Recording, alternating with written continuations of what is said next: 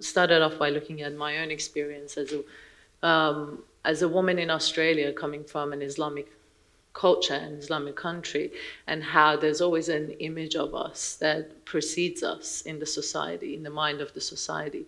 And where does that image coming from? And looking at the history of photography in relation to kind of like fabricating these categories of marginality. I was following his writings, and I was also like quite shocked by the fact that the Australian society is not doing anything about it. And when they closed the camps and they were forcing them to the new facilities, I saw Behrouz on television, and I always say that, like, I find it really hard to describe what it was, but because my father was a Kurdish man too, and there's something quite, Kurdish people are quite well known as people who actually are really hard to break, and they always hold their heads up, and they're famous for their resistance, basically. And I saw that familiar sense in Behrouz's face. He was exhausted, starved, and tired, but he was on television begging the Australian society to hear them. And it was in that moment that I thought, like, you know what, I speak his language, and I'm an artist, I have a small platform, probably I can do something about this. In this book, the title is No Friend But the Mountains, which is a Kurdish saying. Yeah, that Kurds no have friend, but the mountain. All of this. So, and just one thing, all of this works, in Kurdistan, the resistance in Manus is to keep identity, and introduce your identity. In Manus, the whole system design just to take your identity, take your freedom, take your individuality, And in Hoda works, in this work, you can see that this photo, this portrait, Hoda didn't reduce people. So we try to work in this way to challenge this perspective and create a language to represent our situation, So journalism language is a kind of, I'm a journalist, and still work as a journalist, I'm not against journalism. I'm against the current journalism language, which is a language that is actually follow the,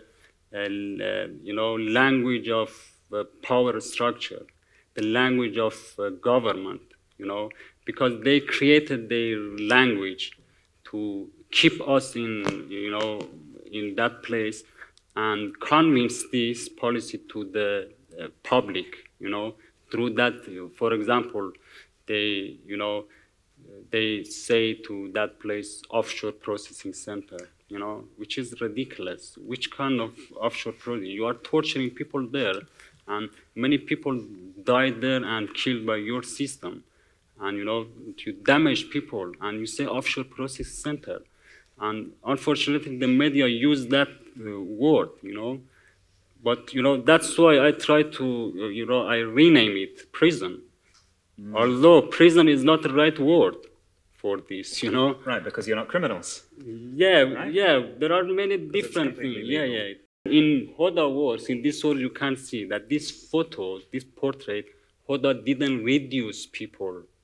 In other people, other journalists, they reduce people, just to get some sympathy, get sympathy and look and show the refugees only as a victim.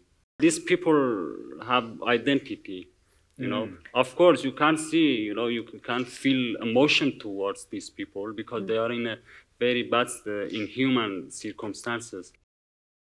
In these photographs, like, you actually get to know these individuals, but you feel something. There's something tangible, something poetic, something beautiful. And beauty is a language that we all share. Like, doesn't matter where we're from which country, we all connect to beauty. And that's what connects us to the humanity of these individuals. In the film, when you see a young man singing so passionately against the sky with his eyes shut, like you can't help but feel really connected to that young man and feel his pain and his suffering. When sometimes I was alone in the camp, sometimes I wrote, for example, like a love letter just for no one.